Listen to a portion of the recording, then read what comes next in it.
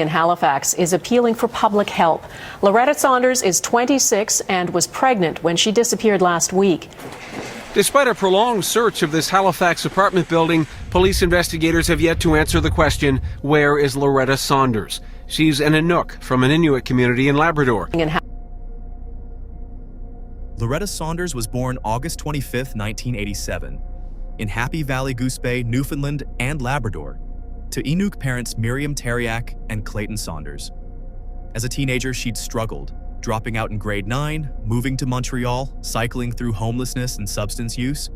She turned her life around, came home, finished high school, and was accepted into St. Mary's University in Halifax, where at 26, she was studying criminology and writing an honors thesis on missing and murdered Indigenous women in Canada, work she hoped would one day carry her to law school. She mostly lived with her boyfriend of 2.5 years, Yalcin Circleté, and was newly pregnant with their first child. But her graduate funding hadn't come through, so to cover expenses on the apartment she still leased on Cowie Hill Road, she posted an ad on Kijiji and took on 2 roommates. Almost immediately, the arrangement soured. A month went by. They still hadn't paid a cent of rent, nearly $430 owed. On the morning of February 13, 2014, Loretta told Yalcin she was going to try to collect the rent. Security cameras at his building caught her leaving alone in her blue 2000 Toyota Celica. No one following, nothing unusual. She arrived at the Cowie Hill apartment around 11 a.m. Her tenants weren't ready to pay. She sat down on the couch in the living room to wait it out. Thursday passed in silence. Unusual for Loretta, who was in constant contact with Yalcin. Then, on Friday, February 14th, Valentine's Day, a text arrived from her phone. It read, "I'm so stressed that I can't even remember my own mother's maiden name." Yalcin knew instantly something was wrong. The excuse, being locked out of online banking, needing a security answer, made no sense on its face. But more than that, it simply wasn't how Loretta wrote, wasn't a thing she'd ever forget. "It's not possible," he later told reporters. Over the following days, similarly strange, oddly generic messages went out from her number to her family, enough to unsettle everyone who knew her, but vague enough that no one could say for certain what was happening. She didn't call, she didn't answer calls. Whoever was typing those words wasn't speaking like Loretta at all. By February 17th, with no real word from her in days, the Saunders family reported her missing to Halifax Regional Police. Word spread fast. Friends and family from Newfoundland began raising money to travel to Halifax to join the search, and a vigil was planned at Grand Parade. In Halifax is appealing for public help. Loretta Saunders is 26 and was pregnant when she disappeared last week. Despite a prolonged search of this Halifax apartment building, police investigators have yet to answer the question, where is Loretta Saunders? She's an Inuk from an Inuit community in Labrador, whose life hasn't been easy, but she was on the right path. Supporters are distributing a new batch of posters, desperate for more clues. More family members are flying to Halifax next week to endure the painful mystery together. I'd like to make a national plea to see if anyone has seen her car or has any information. She is so strong, and that's what's keeping me going through this, knowing that she wouldn't want us, wasting time crying and, sitting around feeling bad. She's so smart, and she is my world. She's my everything. A young woman going to university that was in contact with her family every single day until February 13th. And since then, there hasn't been any contact. I met her through friends. Back in Halifax, Saunders' boyfriend says he hasn't seen her since last Thursday. He said she was going to see her roommates. She said she was stressed and she locked herself out and online banking, and she needed money. It's I'm so stressed that I can't even remember my own mother's maiden name. We need to get her back. And so, a Facebook campaign has been launched to bring... The break came almost immediately. The very next day, February 18th, police located Loretta's Toyota Celica, roughly 1,500 kilometers away, parked outside a private home in Harrow, Ontario, a small town near Windsor, just across the river from the U.S. border. It was at that house that police arrested the two people they found in possession of the vehicle: Blake Leggett, 25, and Victoria Henneberry, 28, Loretta's own tenants. In their possession, her cell phone, her bank card, her identification. At first, they were only charged with possession of stolen property and fraud tied to the use of her bank card. Investigators weren't yet saying the word murder out loud, but everyone in that investigation knew what the car It's now alone 8 days meant. since a young Inuit woman vanished without a trace in Nova Scotia. And while her car has turned up in southern Ontario, Loretta Saunders has not. That's left police and her family with a lot of questions. Her car was found at this home in Harrow, Ontario. Her two new roommates, Victoria Henneberry and Blake Leggett, were charged with stealing Saunders' vehicle and improper use of her bank card. They're facing charges for the use of a bank card belonging to Miss Saunders. My worst fear? That they're keeping her somewhere. I still think that she's there somewhere. As the search for evidence continues, investigators are preparing to travel to Ontario and bring the two accused back to Nova Scotia. With suspects finally in custody, detectives went back through days of footage with new eyes, and a second piece of the puzzle clicked into place. Surveillance video from a Halifax area Tim Hortons drive-thru, recorded in the days after Loretta vanished, showed someone using her bank card's tap-and-go feature to pay for food. At first, it was just a figure on a low-resolution feed. But once Henneberry's booking photo was on file, investigators matched her face to the woman behind the wheel. It wasn't Loretta spending Loretta's money. Are you hungry? It was Victoria. Wait for me. Are you hungry? You can't even say that you really want to kill Loretta. Really? And you said that you want to kill her earlier. When did I say that? Don't lie about who I want to kill, and maybe you should stop lying. Who do you want to kill then? You're the one who said, You "Oh, I want to you kill just Loretta. I you can't you wait just till said she comes back you're. here." Are you hungry? More footage followed, and it was damning. Building security cameras on Cowie Hill showed Blake Leggett making repeated trips with a large, heavy hockey bag, first hauling it into the elevator, then across the lobby, and finally out the front doors, where he loaded it into the trunk of Loretta's own car. He was captured doing this not once, but multiple times, as he moved the bag through the building. Henneberry appeared on the same recordings, moving through the halls and lobby in the same window of time. Investigators wouldn't know exactly what or who was inside that bag until much later, when both Leggett and Henneberry gave their own accounts. But the footage alone was enough to turn a missing persons case into a homicide investigation overnight.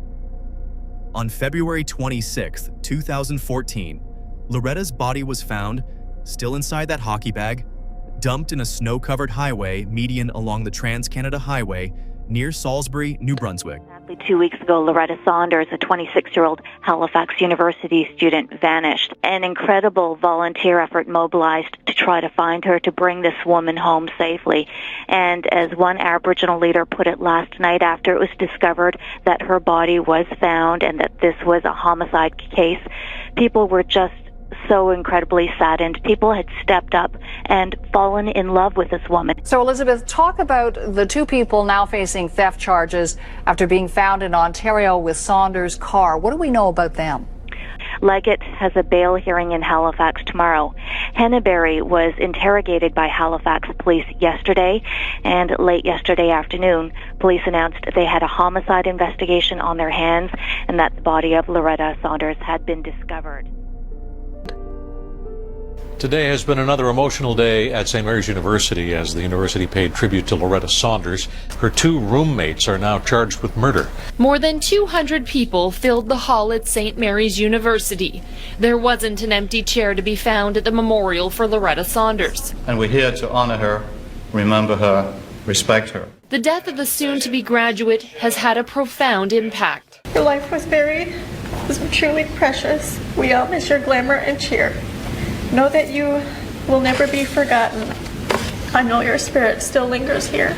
The president of St. Mary's says if the family agrees, a scholarship will be named in Loretta's memory. The family will get to say goodbye to their girl tomorrow. A funeral for Loretta is planned for Goose Bay, Labrador.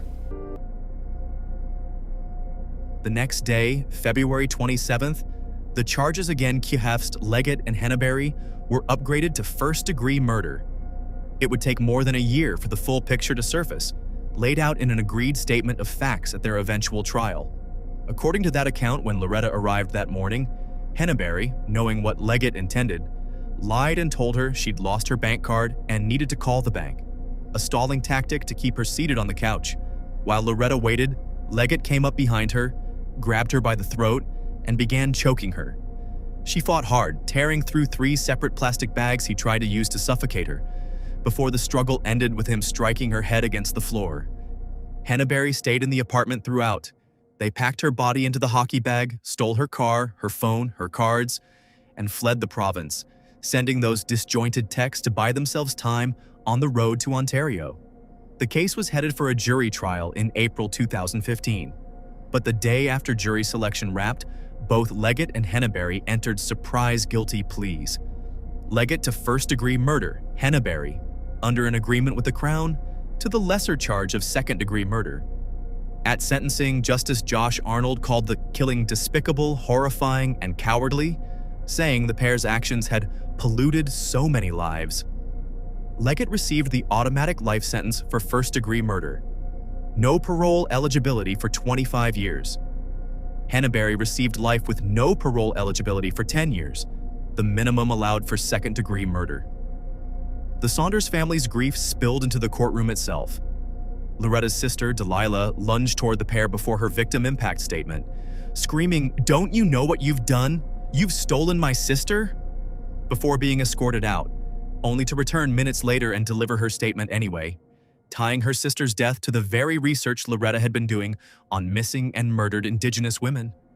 Her mother, Miriam, sobbed through her own statement, saying a child should never die before her parents. Her father, Clayton, was blunt. Loretta was murdered for just a little bit of rent money by those cold-blooded killers. Blood on her hands from my daughter, and she got 10 years.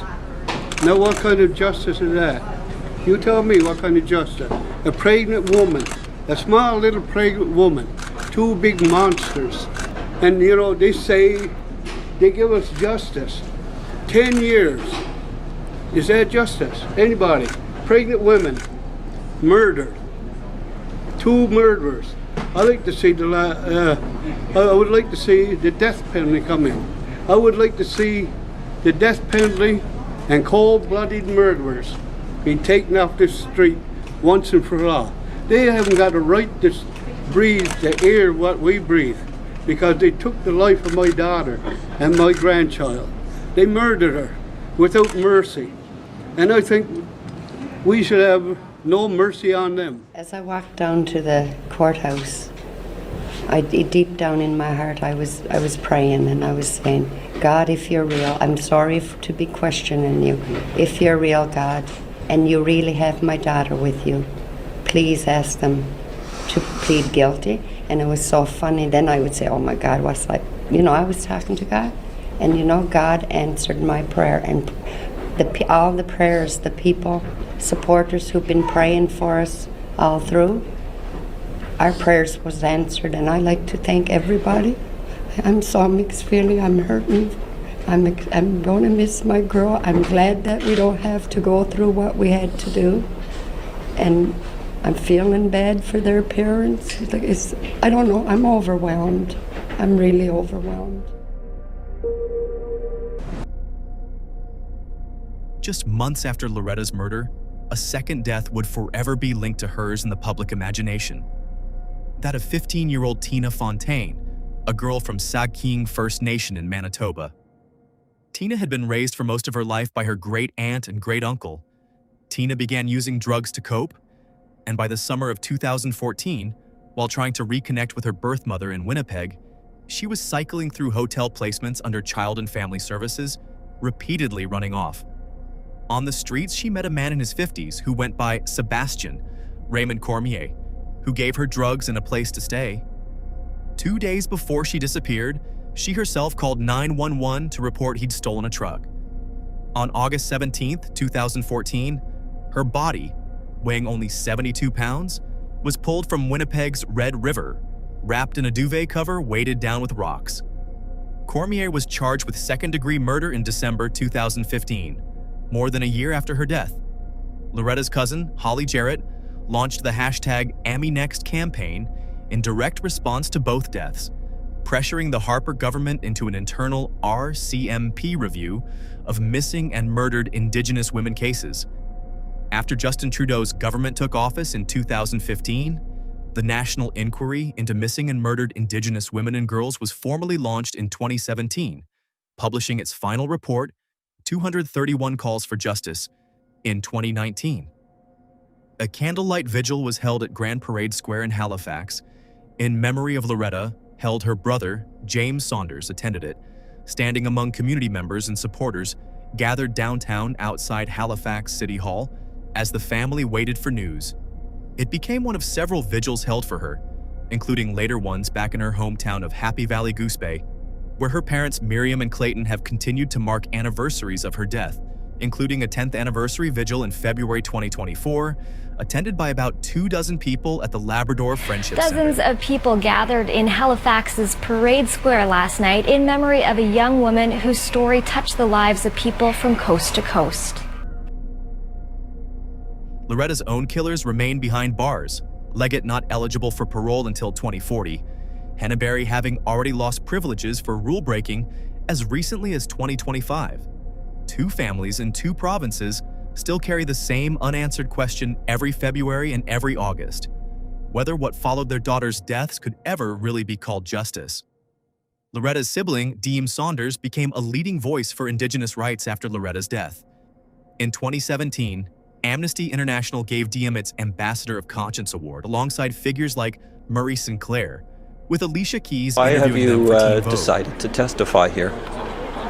The reason I chose Nova Scotia was my daughter was Loretta Saunders was murdered here, and here's where all my supports, I feel my supports are. She started talking to me and getting me to open up and realize what was happening to our people, and giving me the courage and to be able to speak up. I was never able to speak up to people before, but now since her death and meeting people out here that helped me and showed me around, Cheryl was one of them, showed me around and made me understand, hey, this is no end to it, because this is not my first murder in my family, and usually we just have to sit and deal with it on our own. We don't have help. Why? That same December, Diem suffered acute liver failure, triggered by acetaminophen for a tooth infection, and was denied a transplant waitlist spot under Ontario's 6-month alcohol abstinence rule, sparking national debate. Diem died on September 7th, 2021, in Happy Valley Goose Bay at age 29. RCMP called the death not suspicious, but no official cause was released.